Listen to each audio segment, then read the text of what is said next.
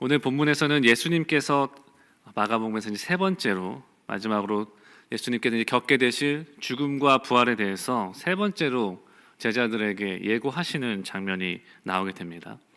예수님께서 이런 말씀을 하셨을 때 그때 제자들 중에 두 명 야고보와 요한이 예수님에게로 다가옵니다. 야고보와 요한 이 두 사람은 베드로를 포함해서 예수님의 제자들 중에서도 굉장히 이너서클 핵심층에 속하는 사람들이었습니다. 예수님과 다른 제자보다 조금 더 친밀했던 것으로 보이는 모습들이 성경에서 자주 나오게 됩니다. 이 세 사람은 야고보, 요한, 베드로는 회당장 야이로의 딸을 예수님이 고치셨을 때 제자들 중에 이들만 함께 했었고요. 예수님께서 산 위에서 모습이 변모하셨을 때도 다른 제자들은 없어도 이 세 사람은 예수님과 함께 있었습니다. 또 겟세마네에서 기도하시는 예수님의 모습도 이들은 직접 경험했던 제자들입니다. 즉 예수님께 수제자급에 해당하는 이 더욱더 가까웠던 사람 중에 두 명이었던 야고보와 요한이 예수님께 이렇게 이야기했습니다. 선생님, 우리가 요구하는 것은 무엇이든지 해주시기 바랍니다. 예수께서 그들에게 말씀하십니다. 너희는 내가 너희에게 무엇을 해주기를 바라느냐? 그때 야고보와 요한이 이렇게 답합니다. 선생님께서 영광을 받으실 때 하나는 선생님의 오른쪽에 하나는 선생님의 왼쪽에 앉게 해주십시오. 여기서 예수님께 우리가 왼쪽 오른쪽 그 자리에 앉게 해주십시오라고 부탁했을 때 이 앉게 해달랬던 말은 우리말 성경으로는 부탁하는 말투로 완곡하게 번역이 되어 있지만 원문에 쓰인 단어인 이 도스란 단어는 문법적으로 주십시오, 이렇게 하십시오라는 명령형의 의미를 가지고 있습니다.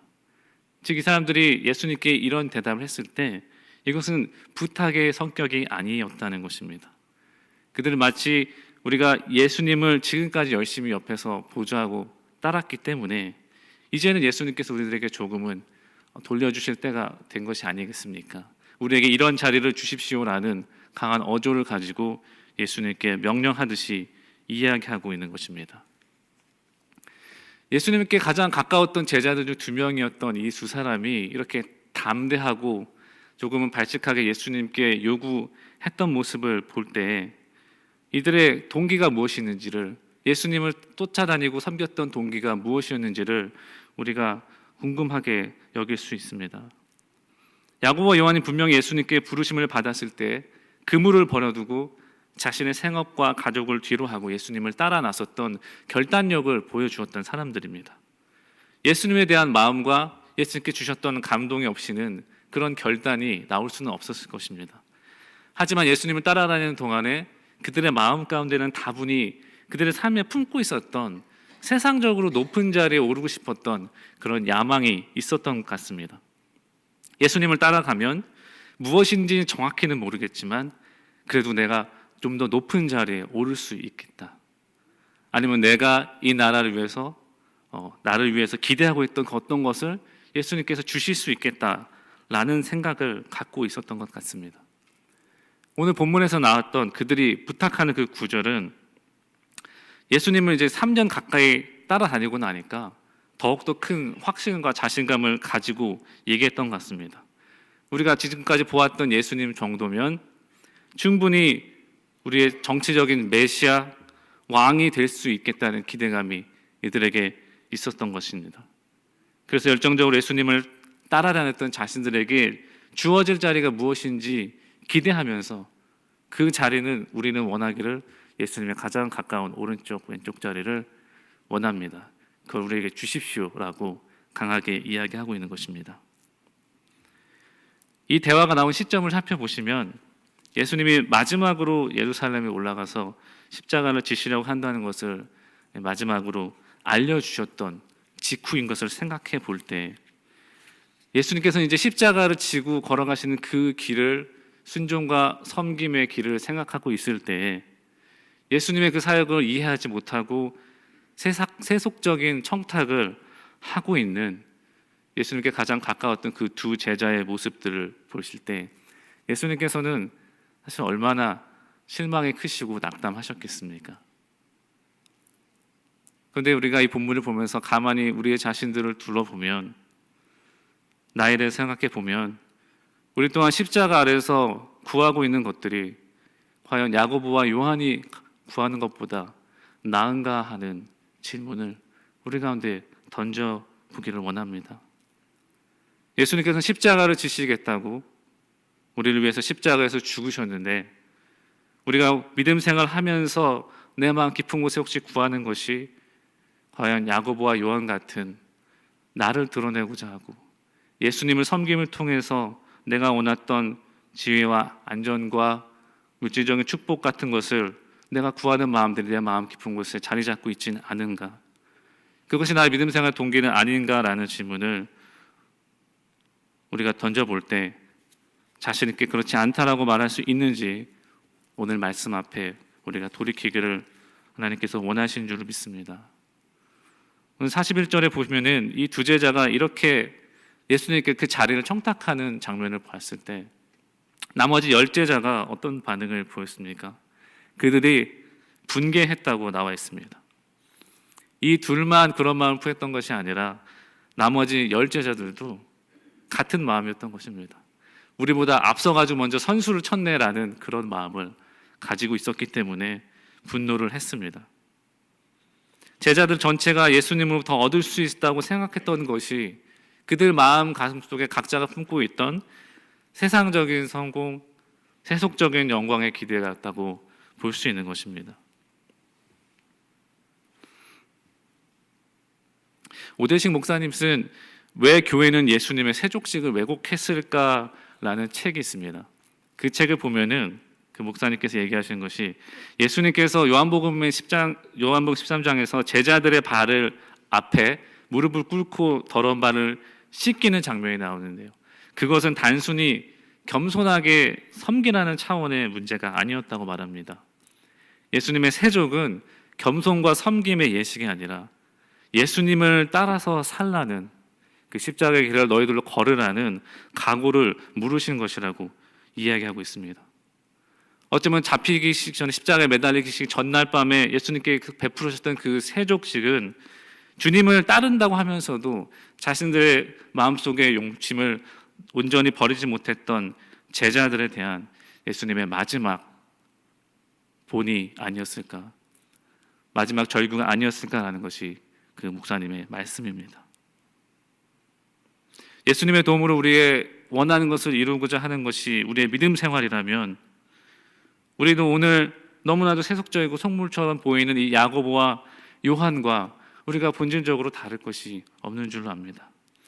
우리 모두에게는 야고보와 요한과 같은 모습이 어떤 형태로든 우리 가운데 있을 것입니다. 우리는 누구나 천국에서조차 하나님의 옆자리에 앉고 싶고 더 높은 자리에 앉고 싶지 천국에서 화장실 청소를 하는 것 같은 낮은 자리에 가고 싶은 사람은 없을 것이기 때문입니다.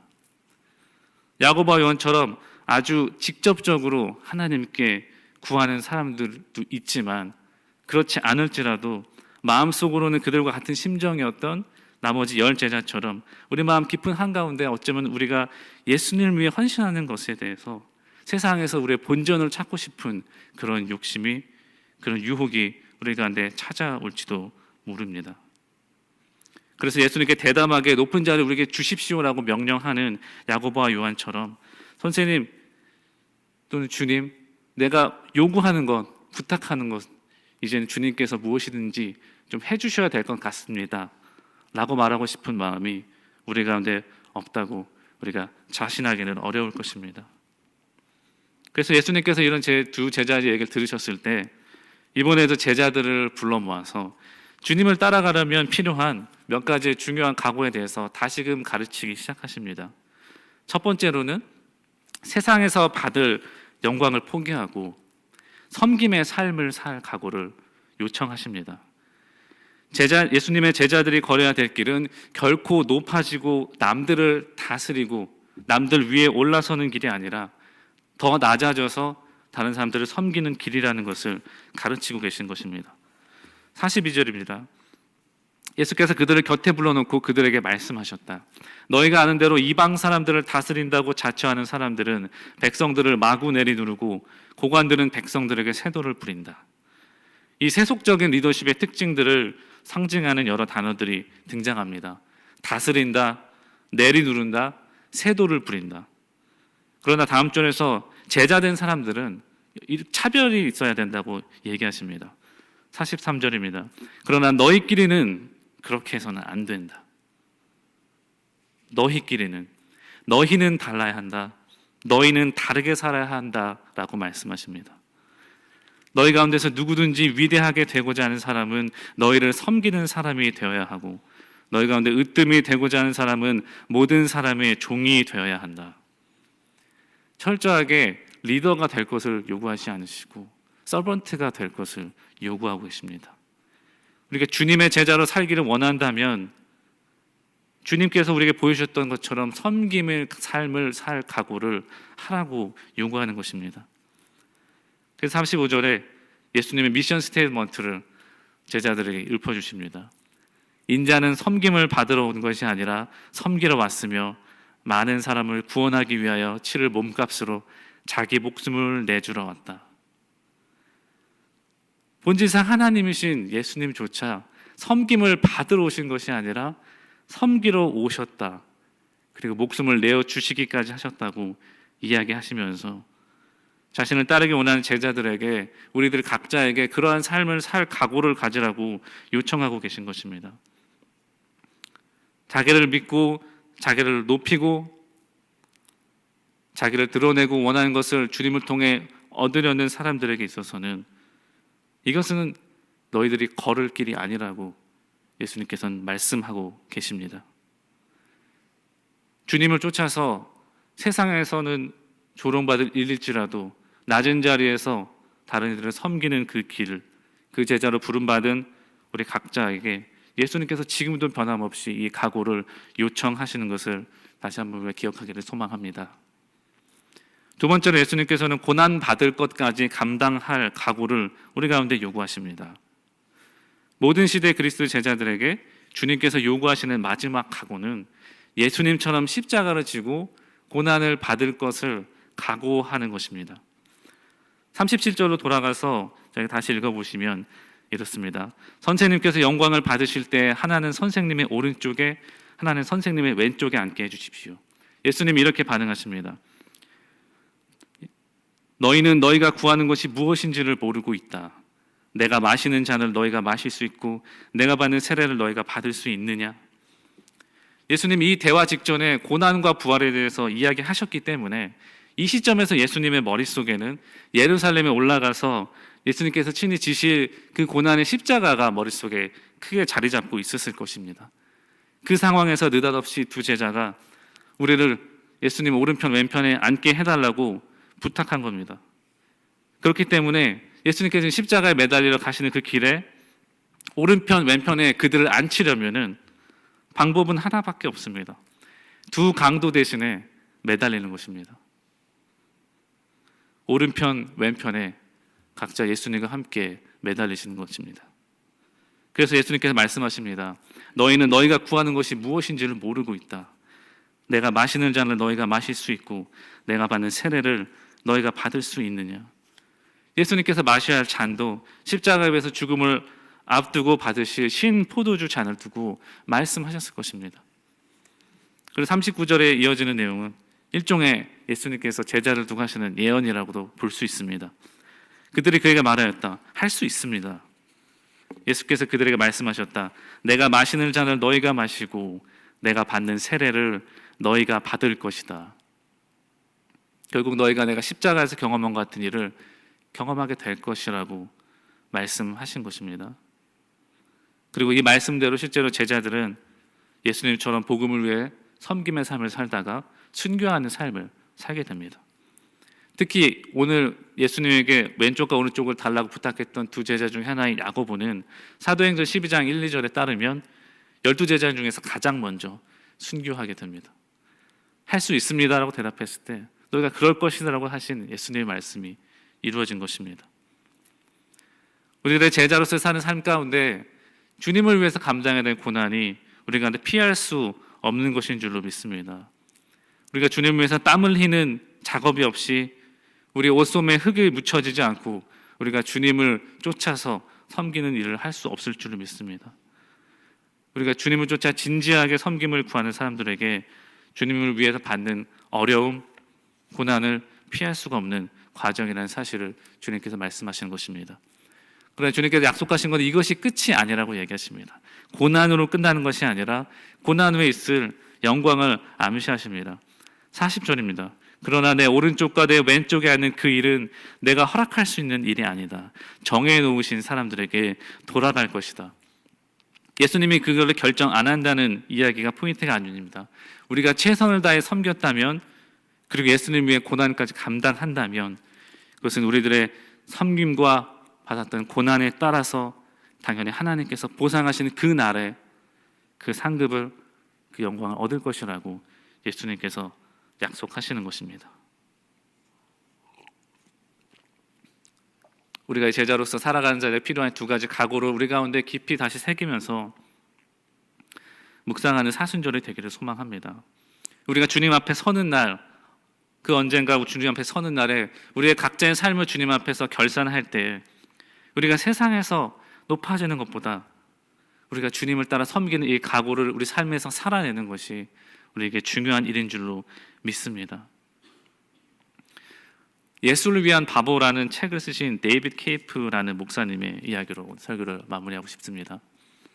남아프리카 공화국의 러빈 힐스에 있는 교회에서 목회자로서 목회를 충분히 잘 하고 계셨던 목사님이셨는데요. 어느 날 하나님께 이런 음성을 듣습니다. 그리고 그 음성을 너희가 세숫대야를 들고 밖에 나가서 사람들의 발을 씻겨주는 사역을 너가 시작해라 라는 음성이었습니다. 이 음성이 정말 하나님의 목소리인지 너무 궁금하고 황당하기까지 해서 14개월 동안 그 부르심의 진위에 대해서 파악하다가 결국 순종하는 마음을 가지고 1988년 10월에 예수님이 씻긴 발은 행복한 발입니다 라는 문구를 새긴 티셔츠를 입고 십자가를 지고 그리고 십자가에다 발을 씻길 대야를 걸고 예수님께서 우리를 깨끗이 씻어주셨습니다 라고 수놓은 수건들과 물통과 의자 20kg이 넘는 그 짐들을 짊어지고 이곳저곳을 다니게 됩니다. 눈이 오나 비가 오나 주님이 명령하시는 곳이면 어디든지 가서 만나는 사람들의 발을 씻기고 그들을 위해서 기도하며 복음을 전했습니다. 이 목사님은 걸었고 이 목사님의 아내와 자녀들은 트레일러 하우스를 타고 목사님의 동선을 따라가면서 같이 중보 기도를 하게 되었습니다. 이것이 나중에 유명해지는 길거리 세족 사역의 출발점이 되었고 이 가족의 한 아름다운 순종이 그 밑거름이 되었습니다. 이분은 남아프리카 공항 구석구석 걸으면서 조직폭력배, 알코올 중독자, 동성애자, 나병 환자들 그 모든 사람들의 발을 씻어 주었고요. 도시의 시장과 대통령의 발도 씻어 주었습니다. 그리고 하나님의 세미한 인도하심을 받았고 세족사역에 있는 곳에서는 하나님께서 주시는 치유와 기적이 일어나는 것도 경험했습니다.